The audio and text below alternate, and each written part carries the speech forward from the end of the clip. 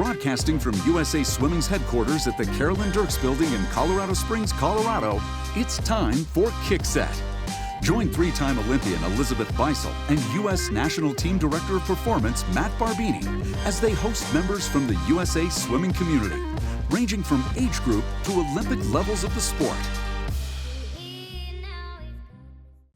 Hi, everybody, and welcome to the Kick Set podcast. My name is Matt Barbini. I am the National Team Director of Performance here at USA Swimming, and joining me, as always, three-time Olympian Elizabeth Beisel. Beisel, how are you? Barbini, so good. The weather is turning, which means trials is around the corner, like all good things. This summer's You're in New awesome. England, Beisel. Doesn't the weather not turn until like the 4th of July? No, but today, as I'm sitting here speaking, it is like 75 degrees out and sunny. So nice. I feel good, but you're right. It's good. It's full spring. Like, it's going to be back to the 50s by tomorrow. It's fine. Where are you? Put the umbrella right now? Away. Yeah. I am also on the East Coast. This is why I say that. So yeah, I love this. My family is originally from Massachusetts, so I'm out there right now. Our daughter got out of school already because this is another like regional thing. Colorado schools end super early. So we're dropping her off out here for the summer before I have to be gone like forever for the Olympics. That's unreal. Yeah. How long are you going to be apart? I leave. She's going to come to the family weekend. You probably remember those. So she'll be there in Raleigh at our domestic camp for a couple days, but the total trip is like 6 weeks. It's July 2nd to August 10th. But it'll be cool to have her there. I mean, she like, when we talk about what I do, she always says like he's going to help the swimmers. That's how we describe it. And so like it's great, but she's like actually started to like be resentful of the swimmers a little bit. She's like, those swimmers, we need dad. When we can't do anything. You take my dad from me. Why do you need him so badly? He's making fun of them, like, oh, we can't do anything without dad. See, they need to. The athletes need to win your daughter over now. Oh, I know, right? Yes, you guys have a lot to prove. Yeah, you need to brief them at Raleigh and be like, listen, you're gonna meet her. Make sure you butter her up. Yeah, and she's a tough nut to crack. She's very opinionated, let's say. 4 years old, man. It's like she knows everything. She's got that New England blood in her. I love it. She does. She's like, even though she's barely lived there, she's got it in her. I love it. Today's interview is awesome. It's like by far one of our most high profile interviews, I would say. And we've done pretty good, Barbini, here on the Kick Set podcast. We have, like, you know, when Kyle remembers to hit record, we have had some really good recordings. We've had some really good episodes. We had Mike Tirico, we had Rowdy. We've had some really good ones, but this one, Beisel, we were out of our league in this one. 100%. Like when, just for like reference, we interviewed a woman, and I'll let Barbini do his thing because he always introduces our guests, but she's in Hollywood and a very high profile actress. And we were in this waiting room on Zoom, and it's like all of the same journalists that interview all of the same celebrities. And then me and Barbini, and we have no idea what the protocol is. Like, no clue. Like everybody's chatting with each other, like, "Oh, hey, John, what's going on?" And Barbini and I are like, so when we finally get to the interview, like, how long do we have? Like, what do you press record? Do I like so in over our heads? Oh, completely. And everybody's got like a cool like movie related headshot, and I'm there in my like Olympic zip up headshot, just looking like a complete dork. I'm like, oh man, everybody knows that we're the posers in here. Anyway, 100%. Our guest today is Daisy Ridley. Those of you that are Star Wars fans will be very familiar with that name. She's the lead actress in the newest / most modern Star Wars trilogy, but she's also in a new Disney movie called Young Women in the Sea about Trudy Ederle, who's the first woman to traverse the English Channel. She's going to discuss the movie, the swim training. She was not a swimmer going into it, not to spoil what she's going to talk about. But it's a really cool conversation. And like I'm not the biggest Star Wars guy, but like even still, I was like, oh yeah, this is she was a freaking Skywalker. Like Yeah. She's a big deal. Bigger deal than us. So we will turn it over to the interview we just recorded. And here she is. We are Elizabeth and Matt, and we're co-hosts of a podcast for USA Swimming. And we are going to be talking about swimming a lot with you today. We want to know, how much of a swimmer were you before this movie, and what was the training like for you to film all of these swimming scenes? To recap, I would get in a pool and do how long can I hold my breath? And I would flap about on my back a bit, but I don't know that I had ever completed one length doing front crawl. So the first time I went and trained with Siobhan Marie O'Connor, our wonderful swimming coach who won silver. Yes. She won silver at Rio. I tried to do front crawl for a 20-meter length and stood up halfway and was like, I can't do this. I actually can't do this. So I tried, and I remember her saying all of the stuff that she had been encouraged to do as a swimmer. She would always go, oh, I don't want to do the warm-ups. I don't want to do stuff. And then she was like, now I understand how important it is. But we were training 3 or 4 times a week for 3 months. And then during filming, my swimming was getting better because we were doing swims during filming, but also the big swim was at the end of the shoot. So I was also tired. We'd been shooting for 2.5 months by that time, and then did 9 days in the open water, which was overwhelming because I'd never really been out in the open water, and the water was so cold that we hadn't been able to train in the sea. But there we were. I was plonked in and had to keep pace with the boat. I had to keep pace with the camera team. It was cold. Obviously, I'm wearing a bikini, so I couldn't wear a wetsuit. So it was a lot of overwhelming things, and in and out of the water each time going, oh, how am I going to do this again? So physically, it was daunting.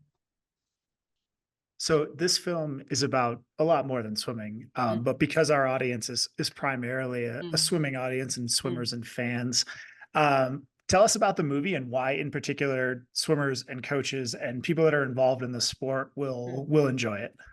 I mean, I really feel like it's a love letter to swimming. It's a true sports movie. It's an underdog movie. It's a story about someone who was lost to history, who was the first woman to swim the English Channel. And she also held that record for a long time. She competed in the Olympics. She had to battle so many different things in order to succeed, but she did that. And I feel the scope of the movie shows at least a portion of what it would be to be one person in that massive stretch of water. It's about resilience and the human spirit, and that people can have a dream and it can often be helped and encouraged by the people around them. And I love about this film that I get to play the woman that did this amazing feat, but also we honor the people around her and her sister who wasn't able to do it. She wanted to swim and didn't have the same ability, and her mum who's terrified for her but still wants to support her. So it feels like a real family movie set around this beautiful sport. How much did all of your training and being in this movie change your perspective on the sport of swimming in general, especially with this upcoming Olympics? It gave me greater respect than ever.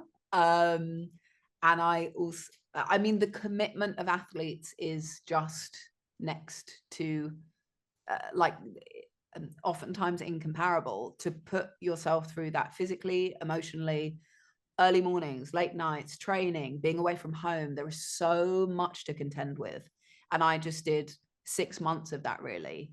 And emotionally, I was exhausted. Physically, I was exhausted. And I'm really proud of the film, but it made me even more so think, I cannot believe she did this 100 years ago, when it had never been done before, when people really thought it was not possible for a woman to do it.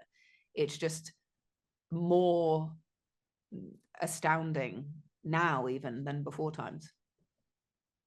So swimmers have this weird thing where we like to be very proud of how hard our sport is. Right. So as a novice coming in, and you've done action movies and other types of things that are physically demanding, like, where does swimming rate on the scale of difficulty for you and things that you've had to do in your career? I mean, I'm not just saying this because I'm speaking to you. It's pretty high. I just remember Siobhan saying, you can't supplement swimming with something else. You have to swim to swim. And other things I'd done, I was learning a skill. It was difficult, but I knew there were other ways I could help myself, be that explosive fitness or whatever you need to get through fight scenes or endurance. But with swimming, I just had to swim in order to do it. Learning a skill also when you're 30 is different. But it was up there. And I actually got an injury, not from the swimming, but the in-between times. And my ear, of course, is affected, as many swimmers' ears are. But it was really difficult. And I really respect what swimmers do. But I've not been swimming since. I dip my feet into the water and think, this is lovely. And then I look at people doing it and think, wow, that's amazing. No English channel in your future, but that is okay. Daisy, thank you so much for your time. And the movie is incredible as you are. So thank you. Thank you so much. Thank you very much. Congratulations. Thank you. All right. Well, thanks again to Daisy and to Disney for giving us a couple of minutes. Basil, that was really cool. I know we are, like we said at the beginning, we're out of our depth, but that was really fun. I know. I felt like I was a superstar journalist. Yeah, talking to a movie star. I was like, woo! Sitting up a little straighter. Yeah. Yeah. No, I thought it was so cool because for somebody like Daisy, who has zero swimming background and said yes to this role, said yes to the training that came along with it, and kind of just like threw herself full force, like with no regard, and gave it her all. I have so much respect for that because I know, as you do, Barbini, how hard it is to learn something later on in life. And she truly started from scratch with swimming. Yep. I'm trying to imagine what that would be. I mean, it's like, she's an adult when she picked up swimming. So like, I'm trying to imagine what the equivalent like for me would be like that for that. It's like, if I decided I was going to pick up like rowing today, I'm just like, oh, I'm going to learn how to do this incredibly physically demanding thing as an adult. Like, it's one thing when you're a kid, but like, it's just the learning curve is so steep. Mm-hmm. Oh, and by the way, you only have like 6 weeks to do it because that's when we're filming. And millions of people are going to see you do it on a 80-foot screen. Yeah. So really no pressure. You'll be great. Right. Like, it's unreal. In reading about the movie before we got to talk to her, I read a quote from the director. They had stunt doubles all over the place on the set, and they filmed it, but they didn't end up using it because he described the force that she swims with. I thought that was really cool that they got all these like people that can swim probably a little bit more comfortably than she can, and they ended up using most of her own stuff anyway. It's kind of a testament to the work she put in. Yeah, that's when you know you're good. Yeah, and like, kudos to Siobhan for teaching her. Like, that's a direct reflection on Siobhan for just being an amazing person and teacher. And Barbini, I think we have a future. Maybe we'll start training these Hollywood actors and actresses. Well, this is the thing though, right? It's like, it's probably the worst person to teach someone who doesn't know how to swim. So it's like, get a swim lessons instructor. Like, you get somebody like, do you remember learning to swim? Do you remember like what they taught you? It's like, I don't remember any of that. It's like, you need somebody who teaches kids that like can't touch the bottom. Like on the daily, like Barbini's like, well, you know, your stroke rate needs to be 1.2 and the velocity. She's like, whoa. How do I kick? Yeah. You keep saying stroke rate. What is that? You keep saying you move my arms. How? Is it the front crawl that I'm doing, or what is it? Yeah, it's just Agreed. Like, okay. Yeah, no, I mean, it is very cool to get somebody that obviously swim at a really high level, but it is funny because if you ask me to be like, teach someone to swim from scratch, I'd be like, I don't know if that's really my area of expertise. Maybe not the best, but such a cool conversation. Yeah. I was already a fan, but like now I'm a mega fan of her just because of her willingness to be vulnerable and put herself in that position and just do it so willingly. Like, and those scenes that she filmed were in cold water. Like, I think I read online that she was literally blue at the end of some scenes. She was like, no, I want this to be as close as possible to what Trudy endured. Yep. And my God, really swimming the English Channel is not easy. And she confirmed what everybody always wants to hear. Swimming is the hardest. No English Channel for her. And I'm like, I don't blame you. Yeah. Well, she knows how to, she knows how to play to an audience, obviously, but still, it is the hardest. Thanks for Like, not for confirming. me. I mean, she's learned how to fight with like a lightsaber, so it's gotta be harder than that, right? I think so. Why do you All think right, I anyway. tapped out? Yeah, seriously. We are like right on the cusp of a very exciting summer, Basil. Trials is like right around the corner. As we record this, we are like mere weeks away. And on this, so we're recording this section of it on the 24th. Today, a month from today, we will know who our Olympic team is for Paris. That's wild. Yeah. And I know the pool is literally being built as we speak. Like part of USA Swimming has already moved in. Barbini, when do you get there?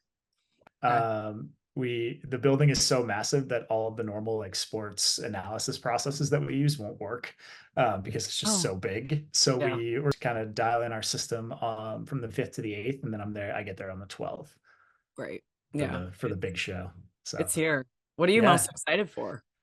This is I've said this a million times, I know, but this is my favorite meet by far. And it's not really all that close. It is really such an awesome experience. I'm most interested in who the person we don't know is that's going to do something crazy and get on the team, because there's always one. And it's like, I remember like distinctly who they were every time. It was Scott Welts in 2012. It was Ryan Held in 2016. It was Brooks Curry in 2021. Like these people where you're just like, I do not know this person. And like, it is my entire job to know what's going to happen at this meet. And I do not know who this is. Literally, Barbini's like Olympic trials final. Like, I've been crunching these numbers for years. How did I miss this one person? Right. Because he dropped 3 seconds at trials. I know. It's crazy. Yeah, but it's great. So that is always my like overarching most favorite thing. And I love the events where we don't know, because there's some events where like there's a fairly heavy favorite. My favorite set ones are the ones where there's a sort of a flat, deep field. So lots of people. So women's 100 free is kind of like that, where you've got like a whole bunch that could get those 6 spots. I also like the ones where it's like there's 3 people for 2 spots. Like the drama of that is just like that cranks up the pressure so much. And I just really think those are interesting situations to watch. What are you most looking forward to? I mean, similar. Like, I think of when you say the women's 100 free, I immediately thought that is so similar to the women's 100 back, but only 2 spots for that. And we don't even know if we'll have 6 for the women's 100 free, barring doubles and everything like that. But it's just, this meet is crazy because it does not matter about time. I mean, most of our people will be under 8 cuts, so that's not even really a conversation to be had, but it's just, I know. Let's hope so, man. Well, I guess, I can't like speak like the river in Indianapolis. I know. I remember 2021 and Jake Mitchell just absolutely rising to the occasion. So cool. But I think for the most part, it's just who can rise to that pressure that you were talking about and race. And I think that's just like, this event is a different beast from any other, even a world championship trials. Like you can have that experience, but until you've raced at Olympic trials, I truly think it's just like a completely different thing that you're going to have to experience on your own. So for me, I think that the atmosphere that we create like sort of enhances that. Do you think that the way that we build the show around it, like kind of just naturally creates some of that? Yeah. You do, right? I do. Yeah. I mean, I think it's great. Like, I think everything seems relatively calm and doable after that. But like the spectacle of it like indicates just by like what we do for it, how important it is or how big we think it is, because we blow it out so big. That like, I think it kind of sends the message like, this is the biggest domestic meet we have every 4 years. Yeah. And this is like so special. And the fact that USA Swimming throws a gajillion dollars at this meet for the athletes is so special. And like, coming from an athlete perspective, it's so cool walking onto the pool deck and thinking, this was all built like for me to race for a spot on the Olympic team. Like, you're right. It totally does make it more special. And I mean, it's already special. And then add the fact that it's in an NFL stadium. That's, who will ever get to say that they swung in an NFL stadium ever get like, oh, where'd you make your Olympic team? Oh, at the Indianapolis Colts stadium. Like, right. Are you Yeah. kidding? It's You so thought it was sad. cool. You were like, oh, I did it in a basketball arena in Omaha. And now you're like, Yeah. I guess not. You're Yes, it's like, not that cool. Like, Yeah. yeah, pretty lame, huh? Seemed like it was cool at the time. Yeah, it really was. Like, we had flames coming out. Yeah, Like, yeah. it was, I cannot wait to see what's in store for Indy, because Yep. I feel like every single trials, it just gets a little bit elevated. Yep. And obviously, like, leading into an LA home Olympics, like, I know that trials is going to be wild. Oh yeah. I mean, this is going to be This a is great it. show, which leads us into the always reminders. There are still seats available. Please come join us. This is going to be an awesome spectacle. usaswimming.org/trials. All your information, all the tickets, everything available there. And Basel, we will see you there. So excited. I'll be there a few days after you. Yeah, we'll do. Let's name this Olympic team. Let's pick an Olympic team. I know. Thanks everybody for listening. Thanks obviously again to Daisy and to Disney for giving us this opportunity. Please subscribe, rate, review, wherever you get your podcasts, and we will talk to you guys one more time before we hit the road for the summer. And thanks for listening.